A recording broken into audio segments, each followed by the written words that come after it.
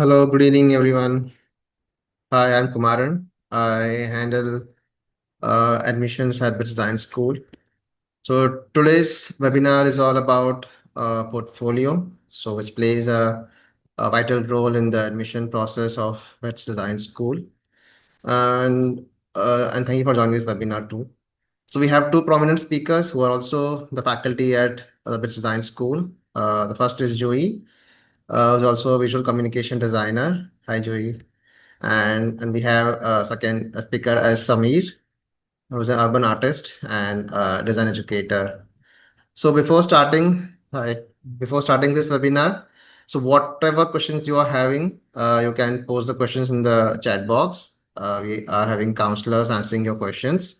But before that, I would recommend you to go through the whole webinar. Wherever you find that you have to take the screenshot of the say presentation, you can. And also, we will be putting this webinar on YouTube. Already, we had the webinar on last Saturday, 14th of March, and we had that webinar posted on YouTube. So we'll be posting this video also. But if you want to take screenshot, you are free to do that.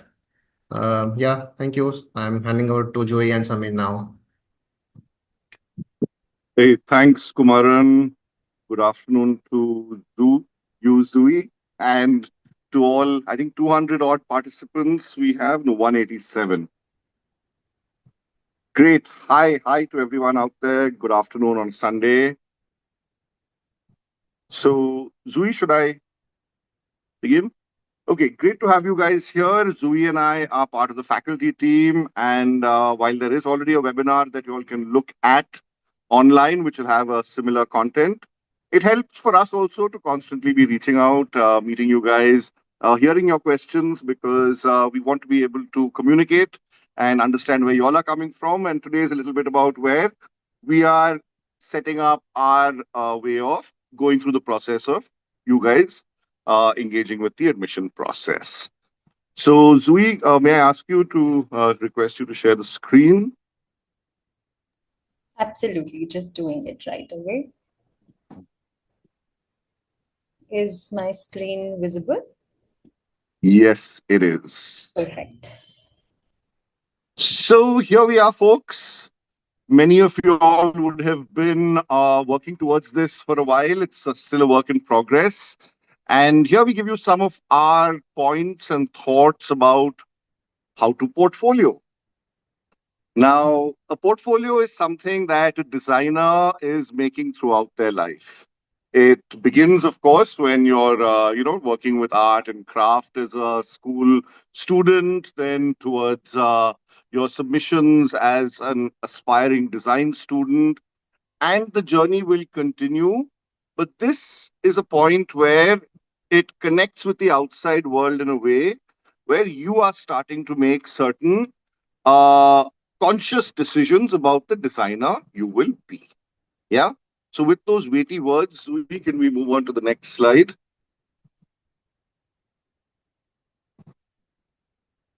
So a portfolio, like we said, is something many of you all would have been engaging with, either through the guidance of a school careers teacher or an art and design teacher in school, a design coaching class, which is also an important, way of getting our information together, elder siblings or cousins or friends who've gone to design school.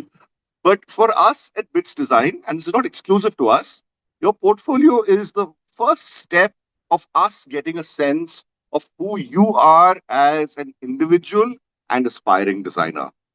It essentially covers your interests, your skills, and your creative sensibilities.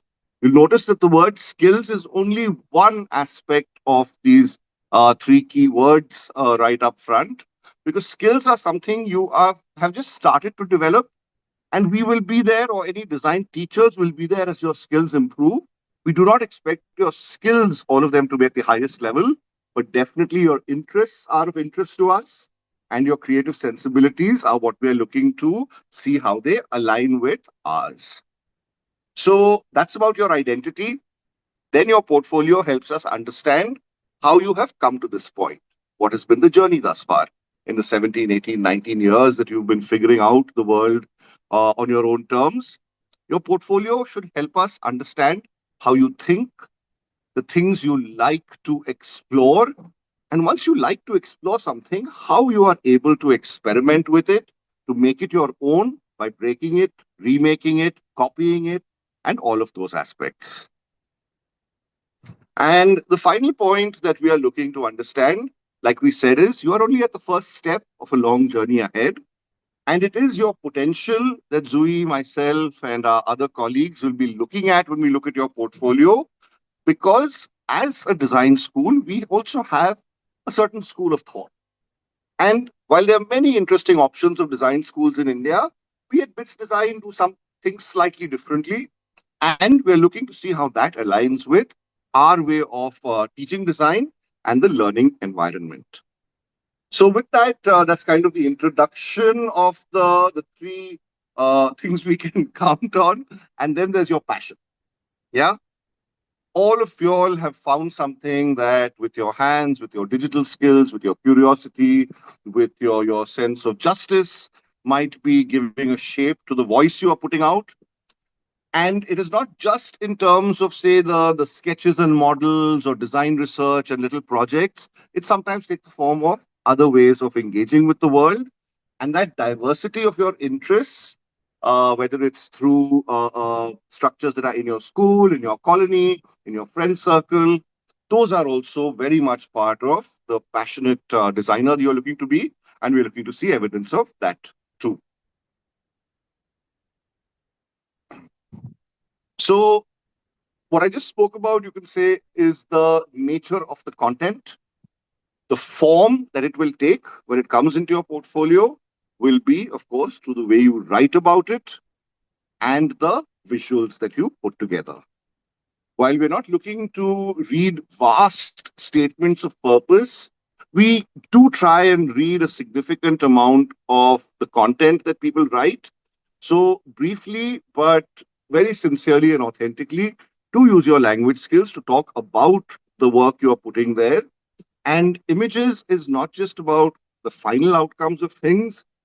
Any designer at any stage in their career is always interested how someone got to a certain point. So your images will be process sketches, there'll be rough ideas, there will be ideas that didn't work out, etc. Just a finished product is often a little reductive, and we would certainly say that through your words and images, the story of the work, the projects, the outreach, etc., that you have done. These will, like we said, showcase your journey, your skills, and your passion. And what we are hoping that the document will come together as will give us a sense that why it is design that you have chosen. There are other creative fields possibly that you could be looking at. What about design excites you?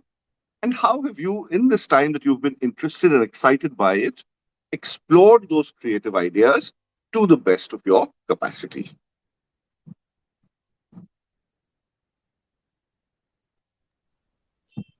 All right, I'm taking on the next slide. We're moving towards what should your portfolio contain. Um, Now, as creatives and creative enthusiasts, we are people who sometimes don't like to contain our creativity into a certain structure. However, a structure helps your viewers or your evaluators understand your clear intent and really know your work through it. So let's see some points that will help you all create a cohesive portfolio. Select a minimum of 10 slides that best showcase your skills and interests. It can go up to 20 slides, but that's more or less a range of slides that your portfolio should have.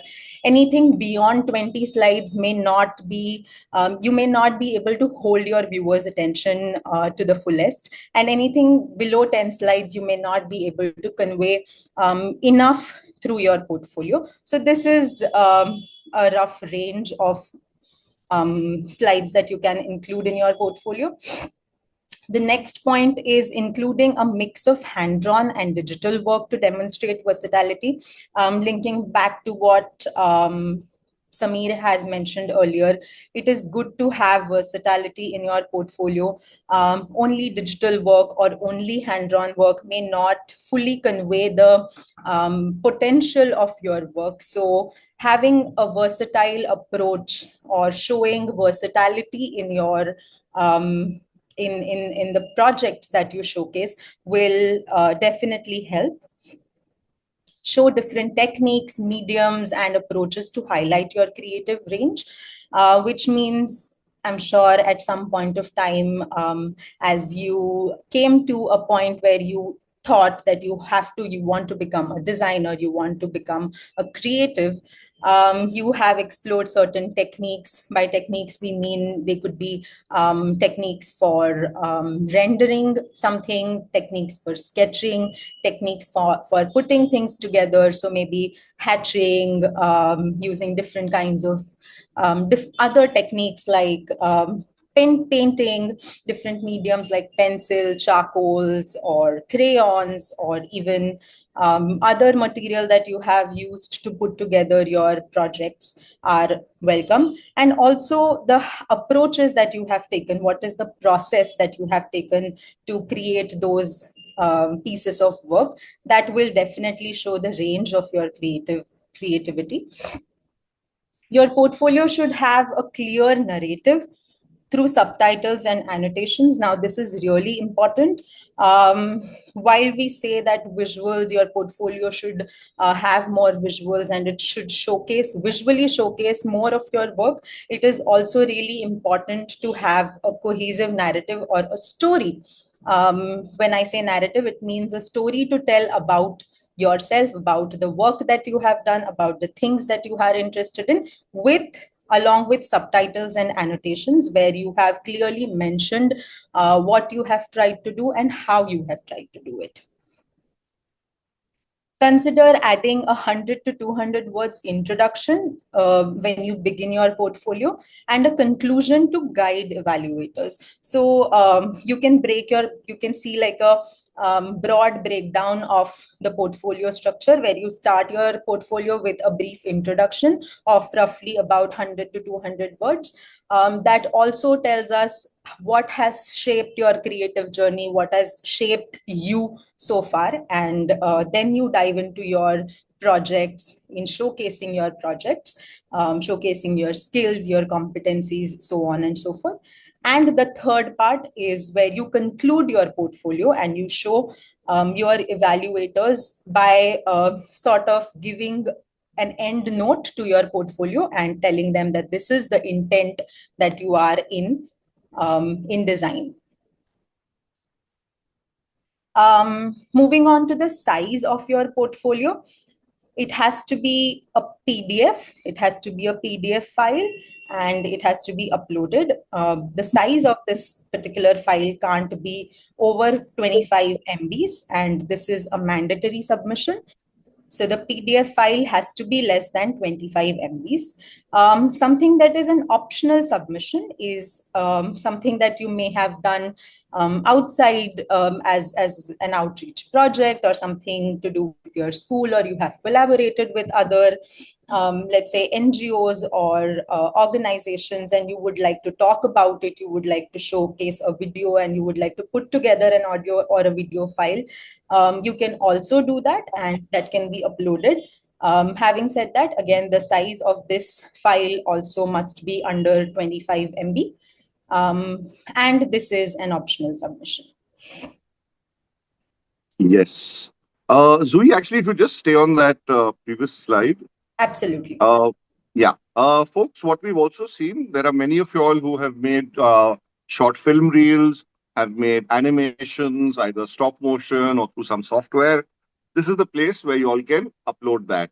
Once again, if you have multiple works to show, then it will take some amount of effort on your part to edit them and make them one single file of 25 MB. You'll appreciate that when we are going through each student's work, it can't be that someone who's done a lot of animation uploads like 5 different files and expects us to be able to see all of them. So if you've done work which is in the audiovisual medium, or there's some interesting audiovisual addition to your work, please do put it in there. We are interested, but it has to be one single file of 25 MB. Just wanted to kind of expand that. Thanks, Zui. So if we move to the next slide, now the big question. Everyone has been doing works of various kinds, and we've tried to list the various types of work you can include. And in the questions, if you like, if there's any doubt, you can further ask us. So first up is what we're calling design projects. Once again, whether it's in a kind of class in school, a coaching class, your own interest, there would be things in the world you've said, I can do a better version of that. Or there's something that I've understood that this is why this company might be making this. But I also have a really great idea. So a design project gives us a good sense of what interests you, how you approach that idea, what skills you have, and some sense of what the outcomes are. So design projects, once again, can be completely initiated. They can be part of design competitions. They can be part of something you did in your coaching class. But strongly advise you all that you do it in a aspect or a kind of demographic or need that matters to you, not just for the sake of something that you perceive as this is what will, be currently impressive or trending. Yeah. So that's the design projects. Then we have other creative ideas which might not go up to the level of a design project. It might be an interesting technique of making something, but that thing, how it has a function, we don't know. So it's not really a design project. It's an exploration of an idea of a material of some kind. It could be some kind of element of, you can say, performance or installation that you tried out with friends or on your own. This could again be documented through photographs, through other sketches and visuals, and of course the audiovisual element. So creative ideas of any kind, but they have to have some outcome. And there has to be something tangible that the people who are looking at your portfolio can say, we see what this young person is getting at. Then next we have, like creative ideas, experiments. Now, experiments could be something where the creativity is not so vast. Yeah. You kind of know that if I work with this material and this material, I will get something like this, but let me try 5 versions of it.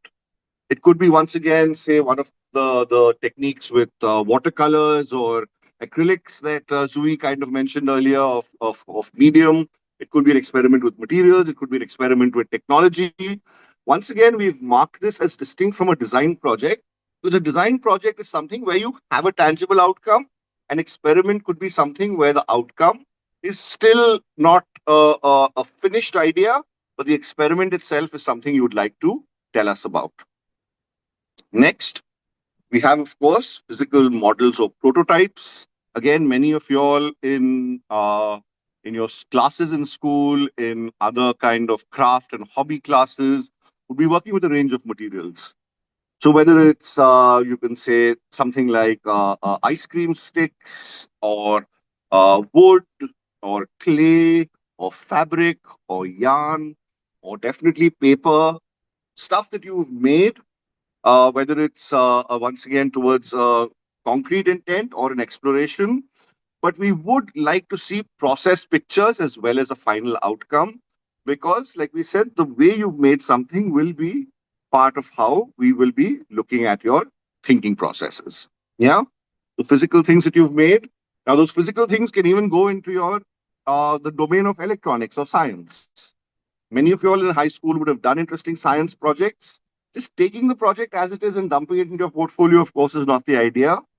If you can start connecting it to larger ideas, if it can work in a way that changes the way people do things, if there's a larger implication of it, please do include that. We're looking at tinkerers, we're looking at mad scientist types. That's definitely part of the student profile we already have.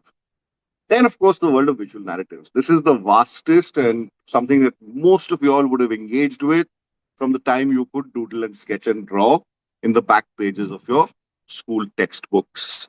But we would like it to be a little more interesting and formal.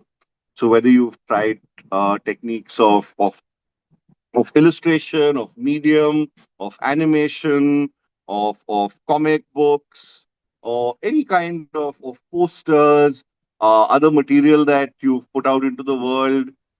Once again, would caution not just doing a portfolio the way an art student or what some of the coaching centers would be looking at just in terms of light and shade, conventional objects.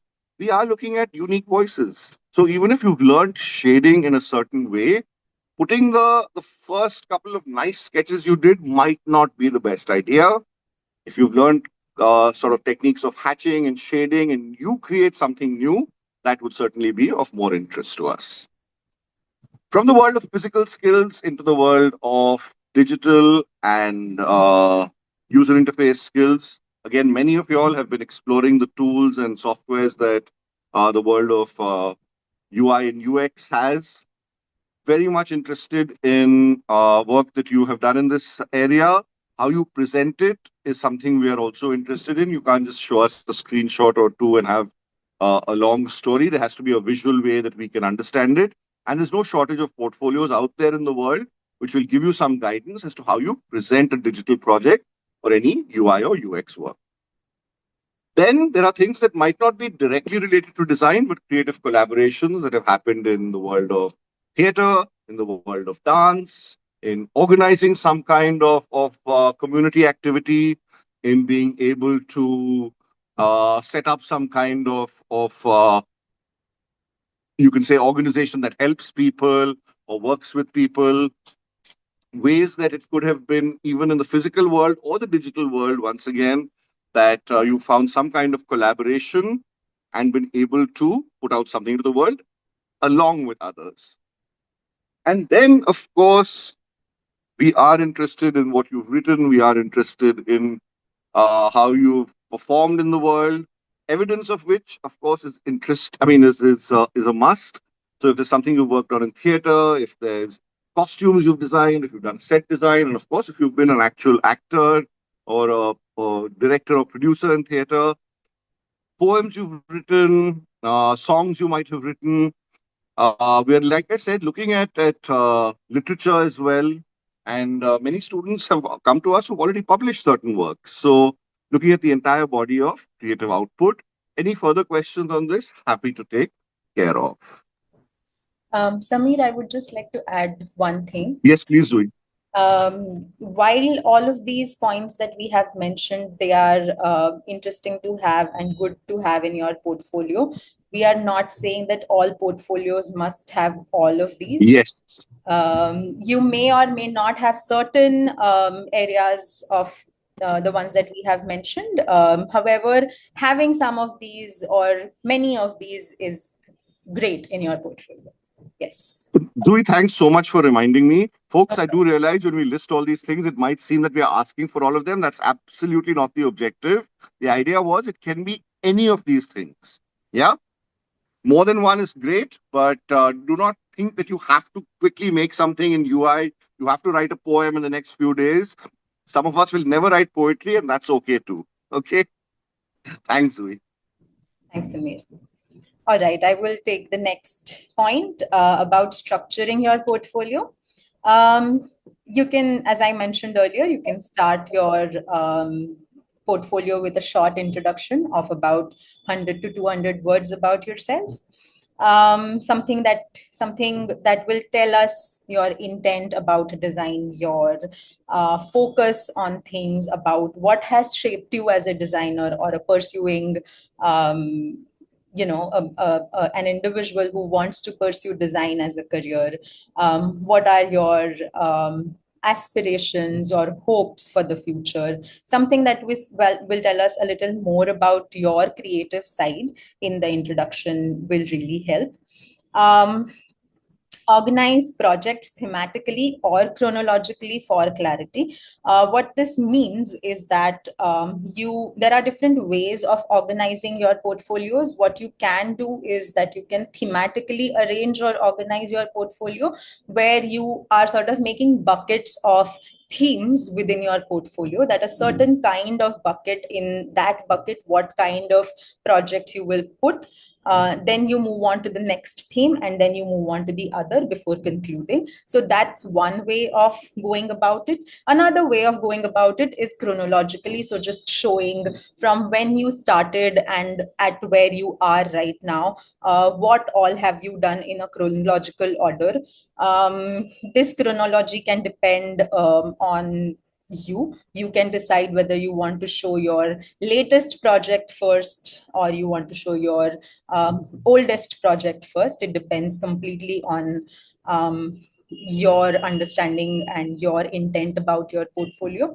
But organizing it in some way really helps render clarity to your portfolio, and it definitely comes across much more robust when a viewer sees your portfolio.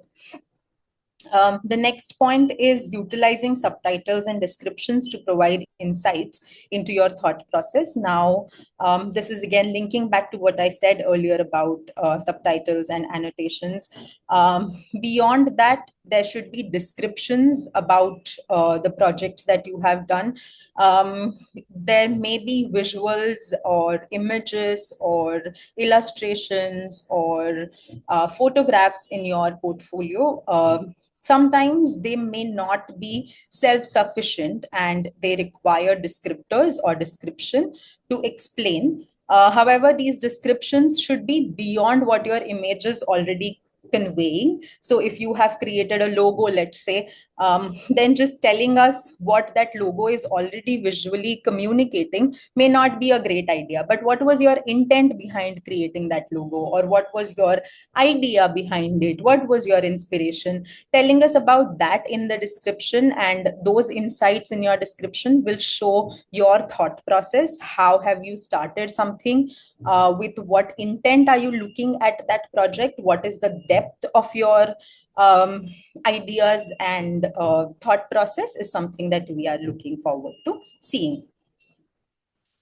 Include work in progress, sketches, iterations, documentations to show your approach. Now, we can't stress enough on how much it is important to have work in progress, or to have iterations to a certain extent in a portfolio. It does not mean that your portfolio should entirely be filled with iterations and experimentation and work in progress, but there should be a good balance between your final output and your work in progress.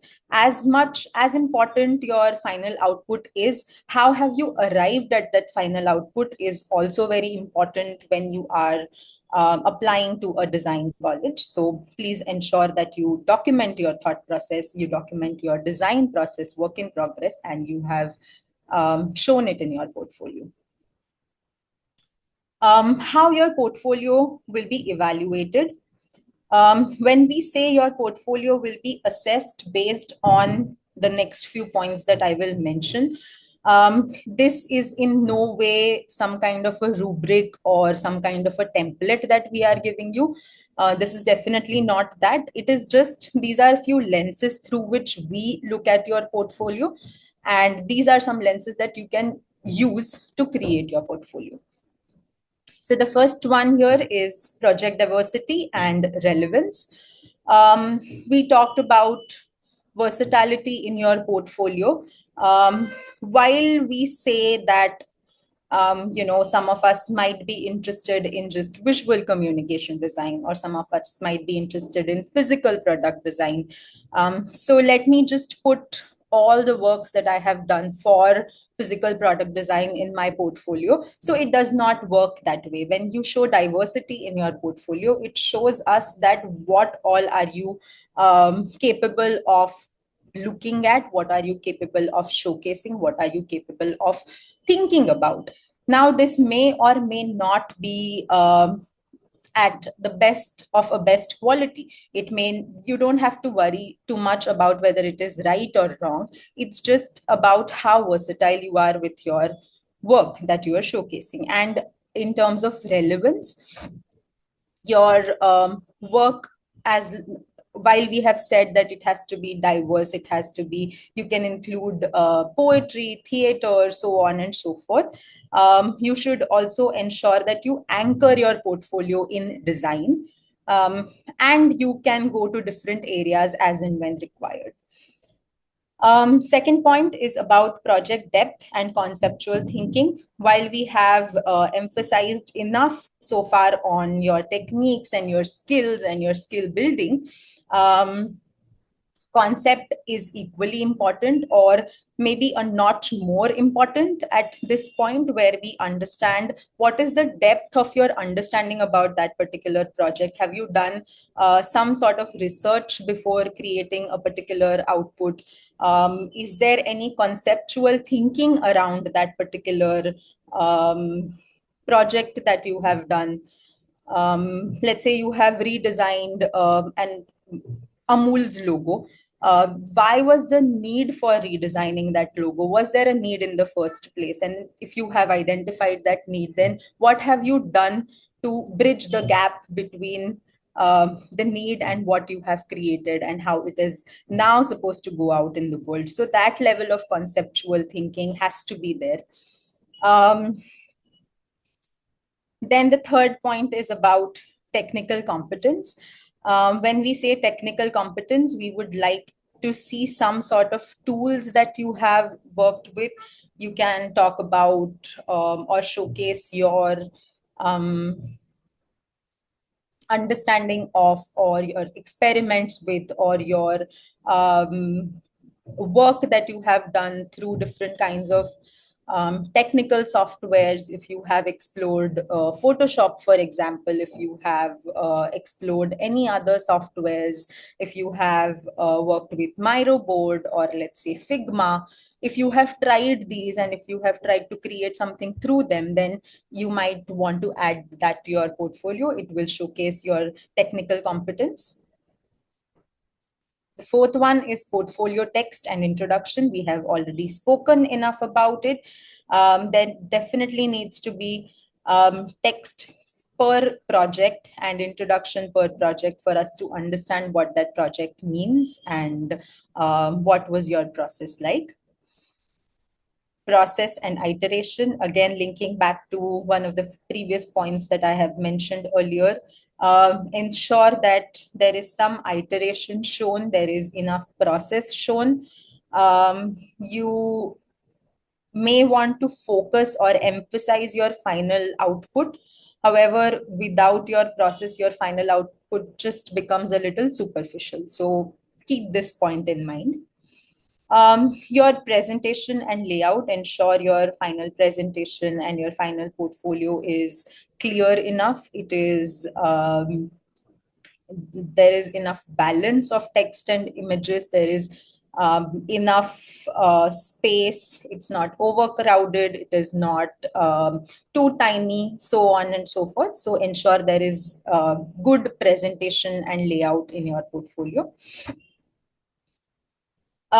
Next up is project diversity and relevance. This we have talked about, but we are maybe we will go a little deeper into this point, and we are seeing whether your portfolio displays enough variety in projects. Are the works clearly related to design? Not all work have to be traditional design. It can be, like we mentioned earlier, it could be poetry, it could be sports. You might be into sports and you want to showcase that through your portfolio.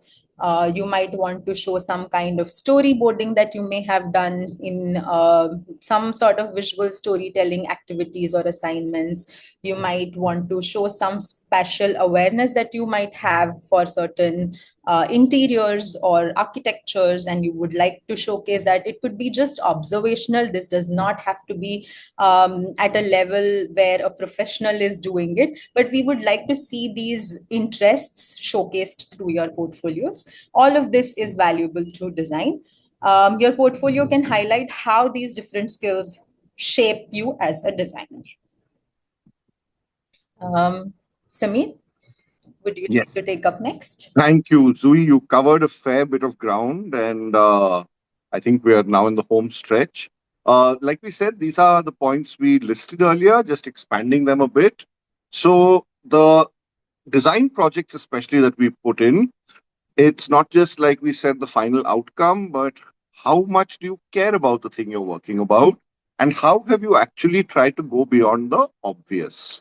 Once again, your degree of finesse or refinement might be still at a very early stage, but authenticity comes through. So the ideas you engage with, do engage with in depth and make an effort to articulate them so we understand the conceptual thinking, we understand the positions, we understand the ethics where you all are coming from. Once again, do the designs actually show an ability to go beyond the obvious? Are you trying things out? Have you gone into depth in the research? Have you spoken to more than just your immediate family when you're, looking at a certain issue? And once again, is there something of originality? Is there something of your own creative, mind that you're able to put out? Technical competence, like we said, we don't expect everyone to be at a very high level with all their skills. But in the time that you have been learning or interested in design, if it is software, if it is a hand skill, if it is a making skill, we do hope that you can show at least an awareness of what it takes to take your skills to the next level. So while you might have just learned something in the last 6 months or in the last year, is there that sense that I need to work on this aspect of this skill, or I have a sense that this skill allows me to do something? So, the technical competence, the rigor of practice, as we call it, we would like to see some glimpses of. Just pure talent is something we are sure all of you all are blessed with, or many of you all are blessed with. But what you do with it is the technicality, and we're looking to see how that is growing. Yeah. The text, like we said, once again, you can avail of the assistance of others, whether they are real or digital, but authentic writing, I think many of us can still discern. And there will be an interview as well along with the portfolio. So make sure that anything you write is something that's coming from your heart, is something that you would say in the normal course of things, not in some highfalutin language. We would like to understand your choices, your thought processes, and where you're coming from. Not just, you can say, the obvious aspect that the visuals are already covering. And of course, does the words add to the visuals and give us a sense of your unique take on what design means to you?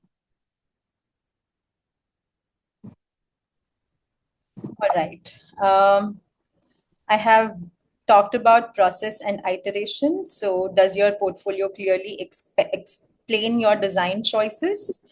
This definitely should come across your portfolio, the way you put it together. Does your portfolio show iterative process? Again, we have talked about this. Moving on to the next point about presentation and layout.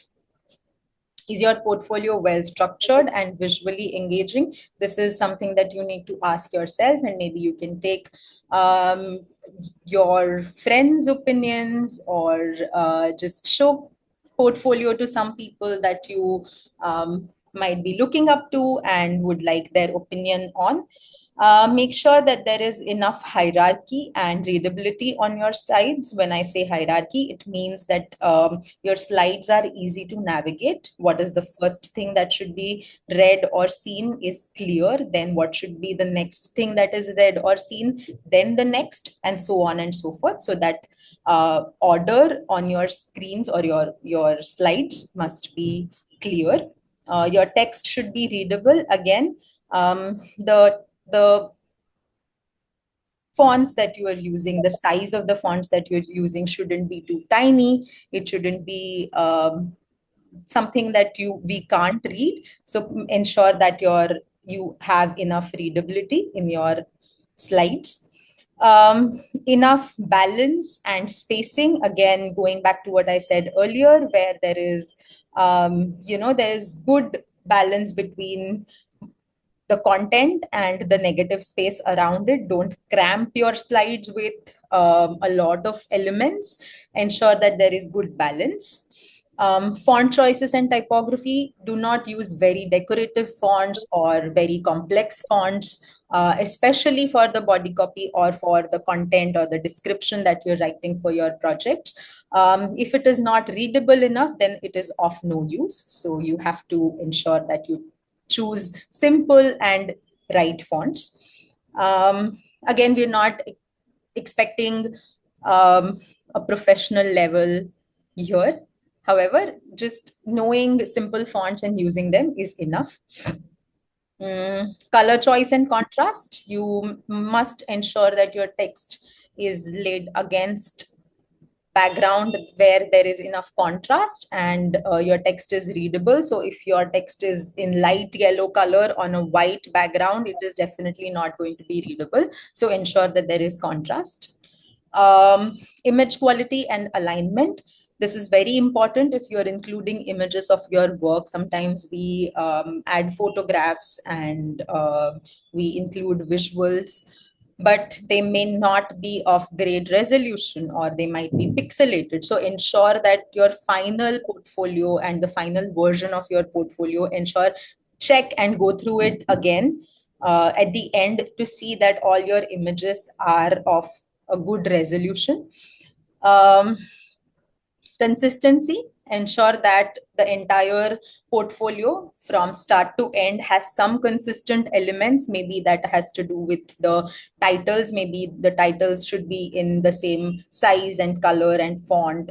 Maybe all your images are structured in a similar manner. So the layout consistency and the way you're telling the story about yourself is consistent through the process. Samir, could you take on the next? Yes. So up till now, we've been like the nice guys. Now comes the serious talk that we have ways of detecting any kind of plagiarism, use of AI, or other unfair means of putting your work together. We have the highest security protocols in place. So if you're using the assistance of AI, if there is something that you have generated, whether it's text or imagery that assists your work, we are not closed to any design student, any designer using AI, but we believe that that should be acknowledged in the presentation itself. Once again, AI is a tool, just like any other design tool that we have, and it can be used in a way that's constructive. It can be used in a way that adds value to our work. We're trying to pass off the use of AI, having just taken existing designs or designers' work from the world and passing it off as your own. One is there's a high chance you will be caught out, but on that faint chance that you aren't caught out as well, it isn't what you would want to represent of yourself while you are looking to join an institution. So please back your own work. And if you have used AI, do acknowledge that, put it out there, but uh, concentrate on your own original work such that we can have that conversation with you all. And if there are doubts on our side, we will bring that up in the interview and there will be certain consequences. So that was kind of the serious talk at the end. I think we have covered the other bits, Zui, and I'll leave you to end on a high and positive note. Yes, absolutely. Final tips for an impactful portfolio, something that we have already talked about, but we would just like to revise it and conclude with. So the final tips are keeping your portfolio visually strong and well structured, showcasing diversity, depth, and relevance in your project. Tell a clear story about your passion for design. Show your process, iterations, and design decisions. Keep the text conscious, concise, conscious, yes, conscious too, but concise and meaningful. Your portfolio is your story. So enjoy creating that portfolio. Ensure that you have enjoyed it enough so that it comes out and makes an impact. And don't try to be anybody else but you. And we leave you with that. Thank you. Thanks a lot. Wonderful. Thank you, Zui. So, Kumaran, Yeah. we hand it Thank you, back to Joey. you. Thank you, Samir, for making the session more informative and say concise. Yeah, thank you. So we had so many questions on the size of the portfolio. So let I tell it first. So the size of the portfolio is 25 MB. So you have two options to upload that. One is compulsory, which is PDF. So you can have as many say artworks in the portfolio, but there is a limitation of size. It is 25 MB. So there are so many questions on the number of images that they can put in the portfolio. So just a recommendation that we have told you that it can be up to 20 slides. Better you have keep a variety of Pages artworks. also, Kumaran, we've said. Sorry, Samir. No, I was sorry to interrupt you. You were coming to that point. So uploading the PDF file is compulsory, and you But have since you option brought to it up, upload the folks, video. So you have the option to upload the video file, which is again 25 MB. So that's optional one. So we will take out the questions. So before that, if you can share the PPT, Joey, the last slide, I will explain then. We'll do that.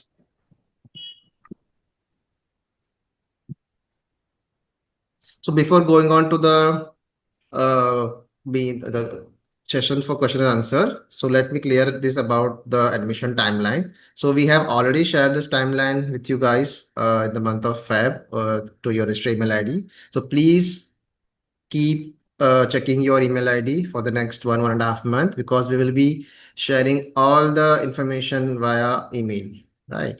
So as you know, we have already done with the portfolio webinars. Now from 31st of March, we will be having the BITSDES examination. You will be getting the link one day prior to the examination. The last date is 5th of April. So once that is done, now you guys will have the option to upload. You'll get the mail from us on 7th of April to upload your NID, USEED, or and BITSDAT scores. It's not like everyone will have all the scores, but it's optional. You have to upload that.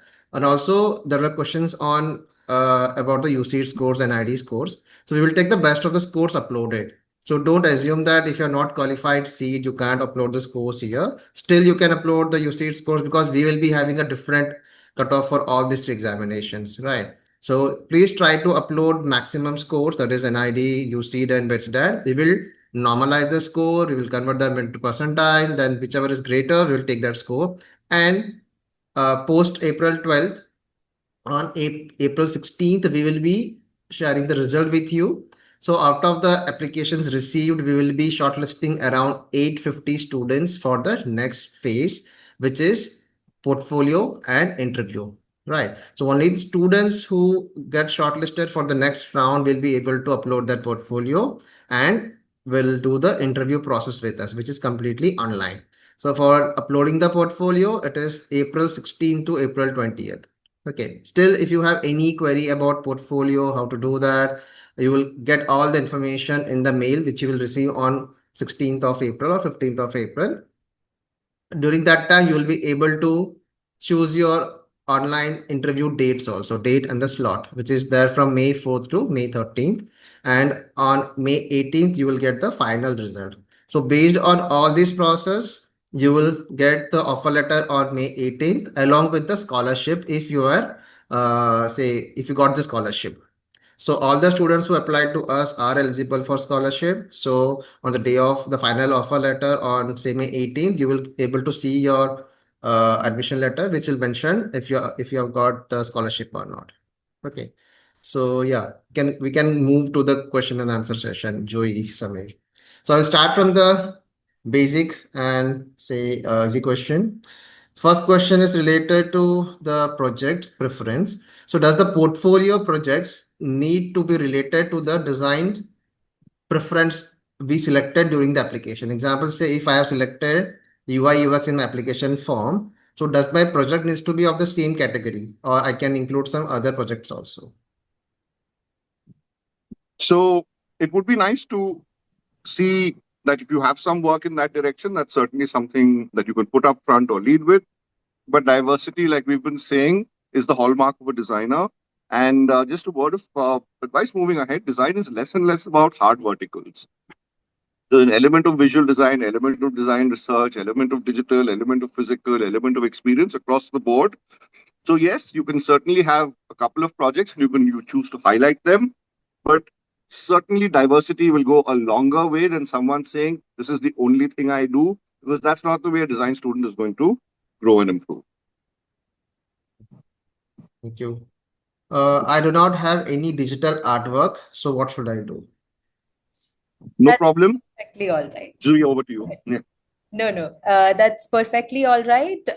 Like we have been saying, the technical competences are some of the competencies that we would like to see. But even if you don't have anything to showcase in that area, that's absolutely fine. What we are more interested in knowing is how you think and what is the thinking process for you, what is the overall work in progress for you for your projects, and we are more interested in seeing that.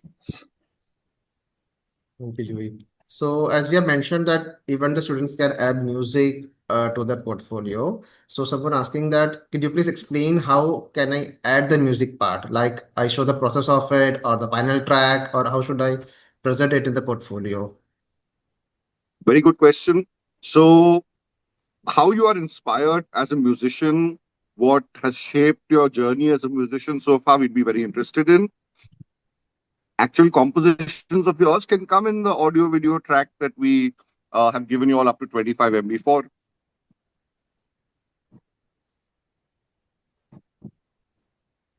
Which graphic softwares I can use?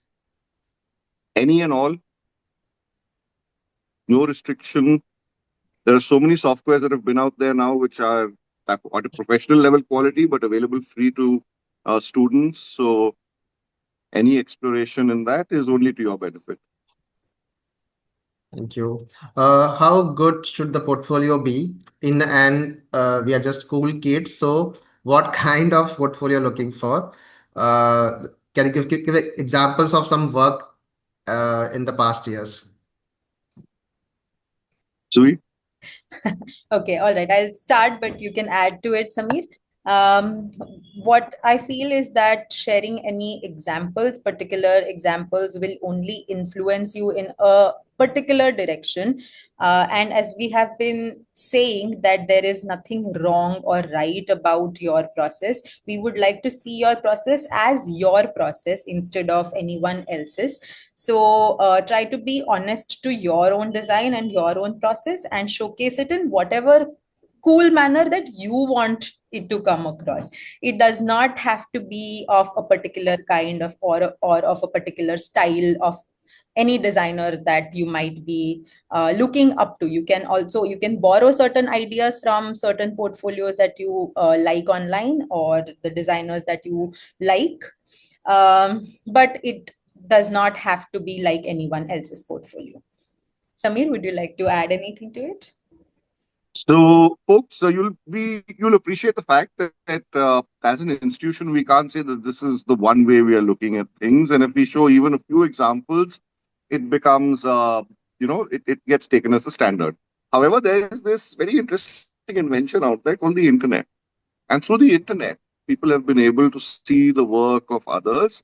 And I'd say there are many of our own existing students who have a social media presence. You can see the nature of what is out there. But not just us, there are lots of design students in India and around the world who are putting their work out constantly. So you can have a wide range of references for what is happening in the world of, you can say, visual representation of work, etc. And please feel free to be inspired by that.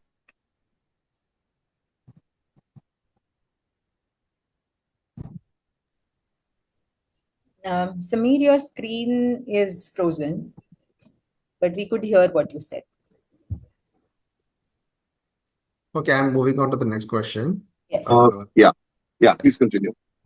So, does the faculty expect to see uniformity and cohesiveness in the portfolio layout, like same font, typography, colors, or can it have more of bold, mismatched, and playful approach, playing with elements, different color schemes, etc.? Okay, I would like to take that, and Samir, you could also add to it later. What I feel is we talked about organizing your portfolio, and one of the points that one of the ways in which you could organize was thematically organizing your portfolio. So maybe one of your themes is playful, and you want to play around with those slides, and maybe the other themes are a little more cohesive. So that's one way to go about it. But when we say overall uniformity, we want it to be more clear for our understanding. That is the reason why we are emphasizing on uniformity. So I would say that a good balance of playfulness and cohesion or uniformity in your portfolio is appreciated. And if Samir, you would like to add anything to it. No, Zui, I think you've covered that very nicely.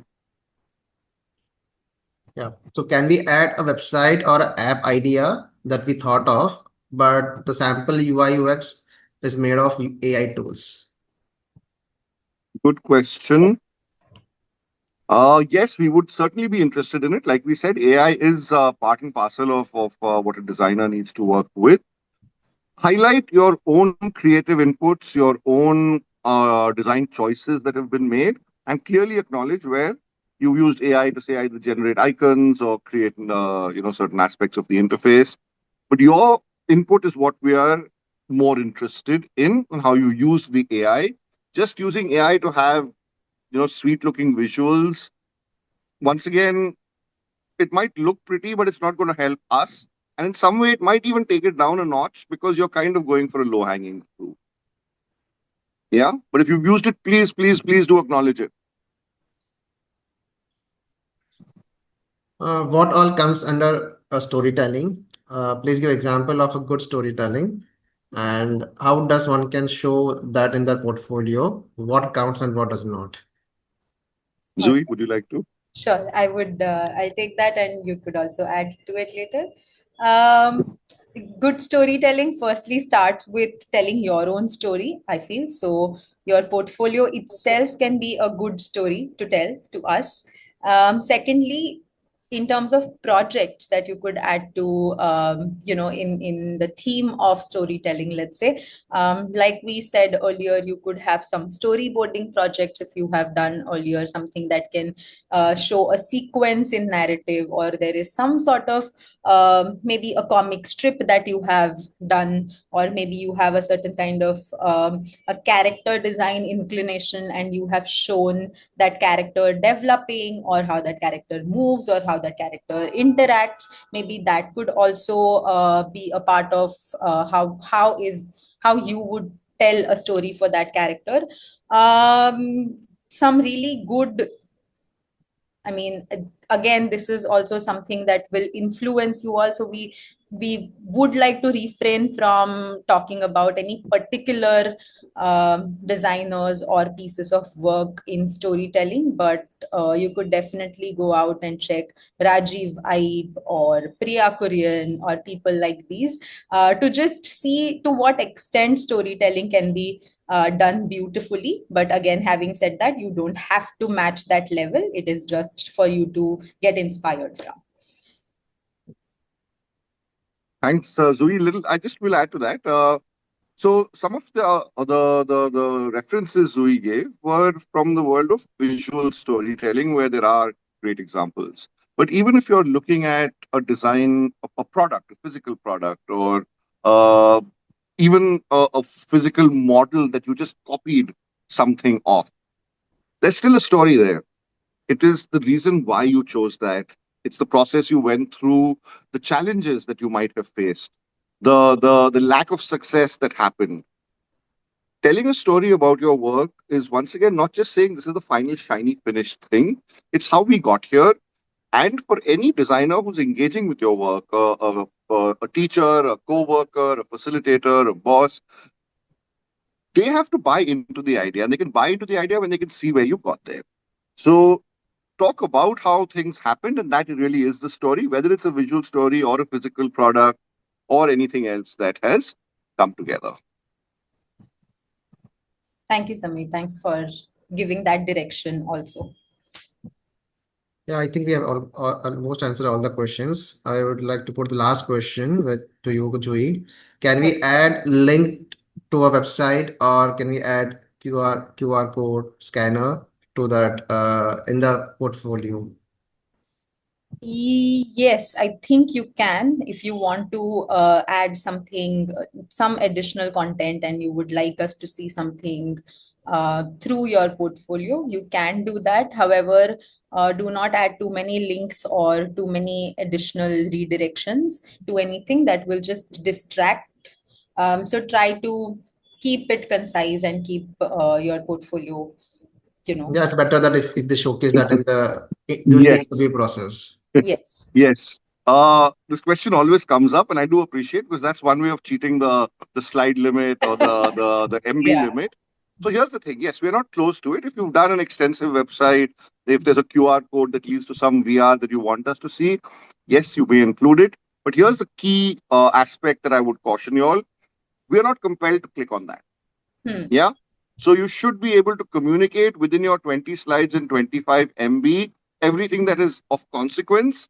Is there something beyond that the viewer is so desirous of looking at?